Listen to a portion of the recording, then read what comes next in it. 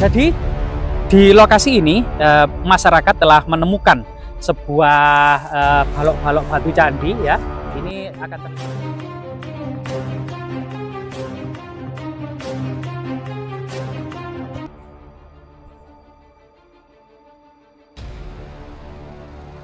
ya, pemirsa, saat ini kita mencoba menelisik ya di sebuah cekungan kecil, semacam surga yang tersembunyi.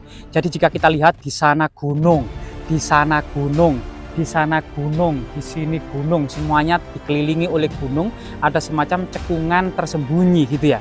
Yang diduga pada masa lalu ada semacam perkampungan kuno, entah era kerajaan Majapahit gitu ya, entah kerajaan Singosari, entah masa prasejarah atau masa sebelumnya gitu ya.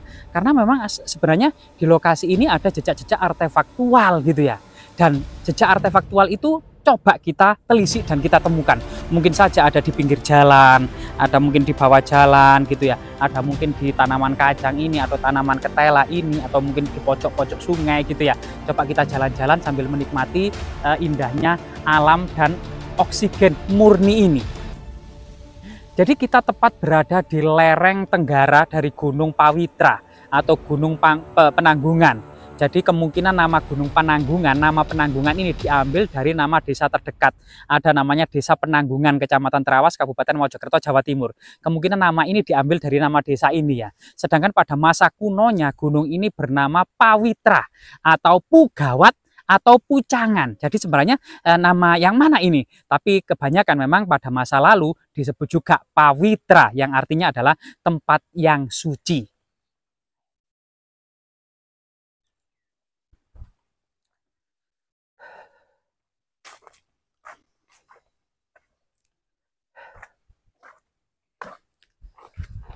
Jadi Gunung Pawitra atau Gunung Penanggungan ternyata ini sudah mendapatkan perhatian gitu ya, yang pada masa Mataram kuno Jawa Tengah, yaitu dinasti Sailendra, yaitu tahun 910 Rakai Garuda Muka Dia Balitung menancapkan prasasti Tulangan 1 di desa Wotan Mas Jedong, Ngoroh, Kabupaten Mojokerto, yang saat ini menjadi situs Jedong. Itu ada prasasti Tulangan tahun 910 yang dikeluarkan oleh Rakai Watu Kuro Dia Balitung. Diduga ini adalah prasasti tertua yang ditancapkan di lereng barat utara ya, utara dari Gunung Penanggungan ini. Kemudian prasasti Cunggrang tahun 929, jadi selang beberapa tahun, sekitar kemudian 19 tahun kemudian, ini kemudian Empu Sindok Rakai Rakai Hino ya, Sri Maharaja Rakai Hino Empu Sindok menancapkan prasasti Cunggrang yang di situ menyebut tentang sebuah bangunan suci ya, 3 bangunan suci. Yang pertama adalah Sang Hyang Pancuran I Pawitra, yaitu sebuah bangunan suci berbentuk pancuran air di Pawitra. Kemudian Sang Hyang Asrama Patapan I Pawitra, yaitu ada semacam tempat asrama para pertapa di Pawitra. Dan Sang Hyang Prasada Ising Lunglung, atau kemudian bangunan suci candi berupa candi tempat pendarmaan dari Rakyat Bawang, itu yang bernama Silunglung. Jadi ini adalah masyarakat Cunggrang yang saat ini adalah Sukci Bulusari. Ini kemudian agar bergotong royong merawat bangunan suci 3 tersebut gitu ya. Dan di lokasi ini kemudian ya di sebelah tenggara ini tidak banyak prasasti gitu ya. Namun ada beberapa situs yang menandakan pada masa Majapahit, misalnya prasasti Tamiajeng 1 dan 2. Ini adalah tentang Kirtiniroh Lingga, tentang pendirian sebuah Linggayoni yang berciri agama Siwa masa-masa akhir Majapahit. Kemudian memang di lereng yang sebelah sana agak jauh itu ada prasasti Ketapan Rame. Namun sebenarnya prasasti Ketapan Rame ini era kerajaan Kadiri. Namun siapa sangka kemudian di sini itu ada artefak yang sangat penting ya.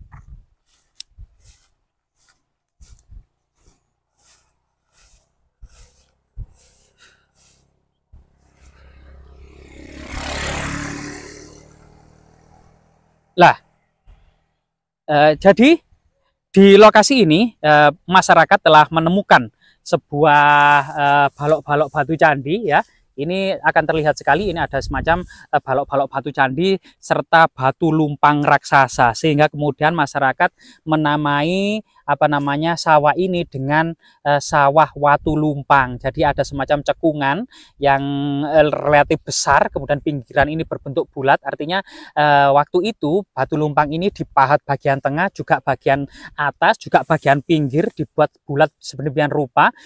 Diduga memang ini adalah tinggalan dari peradaban kuno yang saat ini memang tidak kita menemukan pemukiman, tidak ada, namun saat ini sudah menjadi lahan pertanian. Kemungkinan dahulunya di lokasi ini ada semacam pemukiman kuno yang tersembunyi ya. Sekali lagi karena memang secara geografis ini tertutup oleh sebuah bukit-bukit yang mengelilinginya, sebuah surga kecil yang tersembunyi, the miracle gitu ya, village ya itu, atau mungkin semacam the Majapahit village gitu ya. Ini adalah sebuah situs perkampungan kuno era kerajaan Majapahit yang sangat luar biasa sekali. Jika kemudian kita melihat ya kondisi yang sangat indah ini gitu ya, sangat memungkinkan memang kondisi ini adalah sebuah lokasi yang sangat-sangat tersembunyi. Aksesnya itu mungkin sulit pada masa lalu karena saat ini pembangunan modern, ada jalan cor gitu ya, itu mungkin aksesnya mudah. Jika kita lihat pada masa lalu, masa peradaban kuno, kemungkinan aksesnya ke sini itu sangat-sangat sulit, sehingga bisa jadi di sini itu adalah tempat asrama para pertapa, tempat para pendeta yang fokus memperdalam dharma gitu ya, kemudian pengajaran gitu ya, atau pajaran semacam. Zaman dulu sekolahan itu disebut pajaran. Misalnya ada prasasti yang mengatakan Sangyang Pajaran Ring Wilwatikta, arti tempat pengajaran, atau mungkin Mandala Ing. Jadi Mandala Ring Pawitra ini adalah semacam akademi atau kampus ya, Mandala Ing.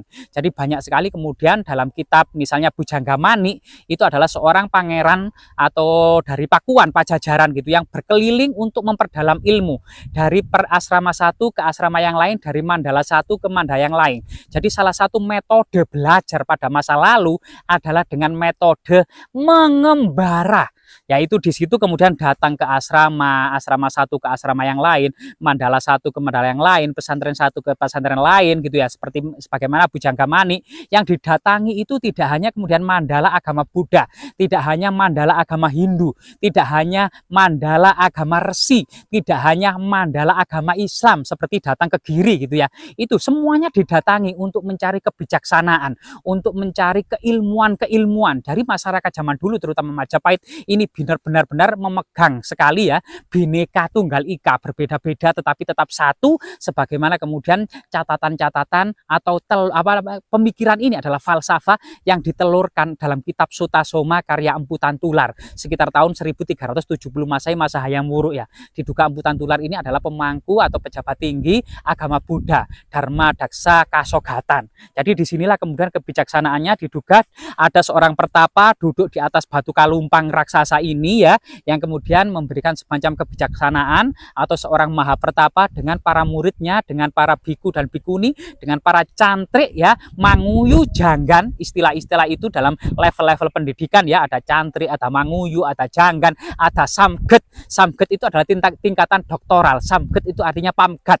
Pamgat artinya pegat atau putus, yang artinya adalah ilmunya sudah putus. Itulah adalah jenjang-jenjang pendidikan di masa kerajaan Majapahit. Sehingga kemudian Gunung Pawitra, salah satu akademi atau mandala atau semacam kampus era kerajaan Majapahit yang sangat besar ini diduga menghasilkan banyak sekali kemudian sarjana-sarjana atau samget atau doktoral yang mengabdikan diri kepada Majapahit, atau mungkin juga menyebar ke seluruh pulau Jawa seperti Bujanggamani, atau juga kemudian menyebar ke seluruh Nusantara, ke Bali, ke Lombok, ke Tanjung Pura ya, dan seluruh Nusantara untuk menyebarkan kebijaksanaan, sehingga Majapahit benar-benar mampu landasannya itu ditata sedemikian rupa di Gunung Penanggungan. Ekonomi dan politiknya ditata di Trowulan, di Canggu, dan di Pelabuhan Surabaya. Ini adalah salah satu kekuatan dari ekonomi, politik, dan landasan pendidikan di era kerajaan Majapahit. Semoga Lumpang Batu ini terus memberikan inspirasi, motivasi, dan kemudian kepercayaan jati diri ya akan sebuah leluhur kita yang mampu menyatukan seluruh Nusantara ini dalam sebuah organisasi yang sangat indah. Agamanya memiliki organisasi yang sangat mapan, politiknya memiliki organisasi yang sangat mapan, sosial kemasyarakatnya memiliki organisasi yang sangat mapan. Semoga bermanfaat.